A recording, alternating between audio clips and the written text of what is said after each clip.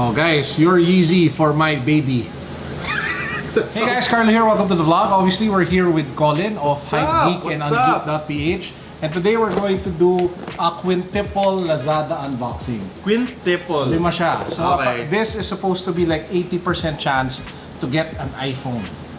80% chance? 80% chance. So dapat lima yan. So we should get an iPhone. We should get an iPhone. So each box costs around 300, 400 pesos. So I paid like almost 2,000 pesos for what we all know is going to be really bad. Because just by holding it, I can already tell that there's nothing too much inside. But hey, who knows? We might be lucky. Naramdaman mo ba yung iPhone? Yes. In my heart.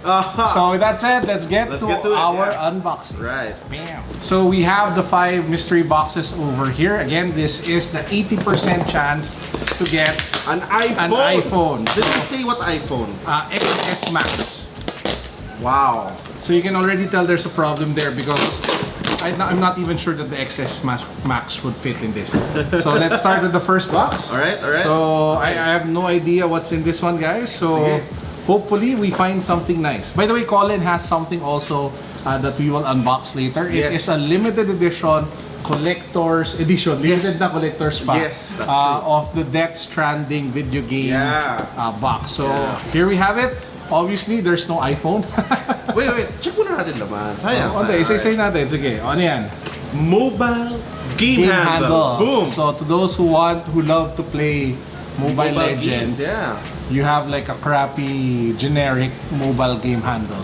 We also have, Apple, Apple Kuno. We have earpods or earphones that are obviously copying the Apple. It's not earpods. Apple, but it's almost Apple. Yeah, even the way you do the unboxing, because that's how Apple actually does the plastic. Oh, really? Yeah, so they actually copied that one. But yeah, just based from the material that they use to the plastic, it's very cheap. So it's definitely not from Cupertino. Okay. And then we have a selfie stick. Whoa, wait, guys. Okay. With the 3rd generation chipset. What does 3rd generation. Ma at pa. To those who are still young who don't know what that means, that's your tito or tita way of saying male ko at wala akong pake. Yes. Diba? Okay. So 3rd generation chipset selfie stick. So that's the first mystery box. No iPhones. No iPhone. 80%. Let's do this. So okay, so ito. So another 80% na may iPhone daw siya. Ayan, let's do this. So let's see. I have a feeling that they all have the same thing. That's Sana gonna naman be sad. wala, no? Sana naman may naiba. Oh. Okay, so obviously there's no iPhone here as well. Oh man, it's the same. Yeah. So you have the Apple-esque AirPods or earphones, you know. And then you have the 3rd generation Baka naman chipset. kasi Apple to. And then you have the mobile game handle. So that's the second box. I'm kind of channeling my inner doggy. Kailan mo si doggy, di ba? Oh. Siya mahilig mag-unbox ng mga scam na Lazada na mystery box eh. Yung mga Lazada, ano na? I have a question though. So what do you do with all of these? Usually, Yeah. I give it away to people. So to people who actually want them. Because some people actually want the stuff. Alright. Because for example, I think a lot of people take for granted the things that you get. Yeah. But they're still earphones. Yeah, they are. They're still selfie sticks. Yeah. And we have now another set of the same stuff over here. Wala man lang difference. Kahit na color, Wala nakayos naman. Ano ba yan? So white, Apple, It's the same mobile game handle, AirPods. selfie stick. selfie stick. Alright. So we have 2 more boxes. Alright. Which will probably be the same. Come on, Lazada. 80%. Ano na? Alam mo, pagkitira pang... you know what? Oh, nagbago. Nagbago. Oh. There's change coming. Change is coming. Change is coming. So you have the Apple-esque. And then you have the game handle. But wait! Wala nang selfie stick. Ano na? We have. Is that a toothbrush? No, it's an LED light. LED. So it's a USB light. So you plug it to your USB and this will glow. So parang feeling ko, okay, Pero yung toothbrush. the first 3 that we got, siya yung mas premium pa. Actually. At least you have the Kasi may selfie stick, American 3rd generation chipset. 3rd generation chipset. Parang Intel lang, di ba? You know what this reminds me of? Well, that's better. Pwede. And the last box, sadly, still the same. So you have the Apple AirPods, you have the selfie stick 3rd generation, and you have the mobile game handle. Guys, Lazada Mystery Box, 80% chance of getting an iPhone, 100% chance of getting trash.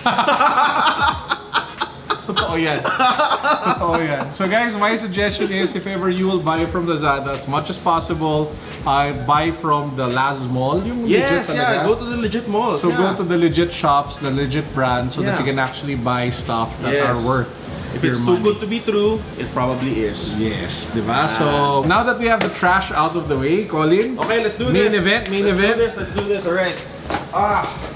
Good God, this one big box. Whoa. So, initially, I already unboxed this on Geek's channel. Nag-Facebook Live na kami, but I wanted to give you the satisfaction of unboxing one of the bigger and I guess masulit na collector's edition from any PlayStation game. So this is the Stranding collector's edition for PS4. This game dropped today at November 8th. This is, you know, probably the most anticipated game of the year. A lot of people have been waiting for Kojima to drop this. Yeah, and the guy, si Norman Reedus Norman from Reedus. Walking Dead. Diba? Meron siyang baby, so Norman Fetus na But siya. by the way guys, let me just clarify, this doesn't have a PS4 inside. Yep, no. So this is just a box with the game. Yes, that's true. And this box with the game costs 12,295. Yes. And it's super limited. 12,000? Yep, it's 12,295. Binili mo na lang sana na Yeezy. Nag-appreciate pa ng value. Pero wala kang baby. Norman Fetus, guys. Oh, buksan na natin. Okay, So let's open this, it. open this. So again, to those who weren't able to watch it while Colin is opening it, Yeah. we did an ESGS vlog wherein I actually bought some merchandise from the Kojima production Yes. shop. So I'll put a link to that vlog down below. If you haven't watched it yet, check it out, Okay. our ESGS vlog. So the first thing, of course, when you open Yeah. it, is the The is the game. game. So the game. Steelbook game. So yun yung game, tapos na. And that's it. We just basically gave 12,000 away. Diba? Yeah, diba? So it has like a metal cage, Yes, a metal case, and then you have the CD. and then meron kang mga DLCs. The DLCs you have two. It's the full album, which nandun yung song ni Churches din, and then a lot of other really good artists. But to be fair, if you're really interested, it's already out on Spotify. So if you Yeah, go to yes. Spotify, you can check that out, and then other stuff then from. Anyway, ito na. Okay, so we're getting to the main event. What's inside the massive box? I don't know, Lord. Di ko alam kung paano kung buksan to, but So this is why you paid the 12,000 for. It has a suitcase. has a carrying case. So it has a carrying case over here, Yeah. which you can actually use for travel, I guess. Well, the quality is not. It's plastic. It's plastic. The quality is plastic. Okay, so I wouldn't really recommend it if you're gonna go travel. If it's like kung pupunta ka ng Tagaytay, okay lang siguro. So guys, Yep. you have this case, which I think he brings in the game. Is He that it? does, yeah. So basically, it's an actual 1:1 replica of one of the things that he would bring. The color, of course, is very different because I haven't played the game. in the game, it's all metal. So ito parang plastic na plastic lang. And then yan, when you open it. Oh guys, tingnan natin kung ano yung laman. Okay, ito na. Dating ganyan. Sana makita. May papel yan. Wait, tanggalin ko muna yan. Sige. What the F? Yan. Congratulations! That is the main event. What? You have a BB pod. Sorry, it's a BB. Yan yung baby pod that Norman Reedus or Sam in the game carries with him that Ang detects the freaky. BT. Yes. Which also acts as a lamp. May mata siya, guys! Yes. The detail is amazing, by the way. Super amazing. If you light it up, May it's actually umbilical a little cord bit pa. more creepy. Yup. You'll need 2 AAA batteries for that. And then yeah, it's basically acts as a lamp. That is freaky. Yeah, you can open that. And then what's inside pa is a mini Ludens. So here. This is like a small version of what they have. Yes. So, to those who weren't, again, watch my ESGS vlog for this one. And then this is a tape. So may tape na. Does it say tape in quotation mark? No, it says do not tamper. So this is basically the tape that he uses in the game as well. So a lot of Why is there a baby in the collector's edition? Will it be a spoiler for the people if you answer that? well, if you see the trailer, he uses it. He uses babies? He uses babies, yeah. As what? That basically detects the alien entity or the evil entity that he needs to, like, I guess, evade when he does his deliveries. So this is like an alien monitor? A radar? Yes. How? It gets, I don't know how, but it apparently gets explained in the game. I haven't played the game yet because the game just, dropped today.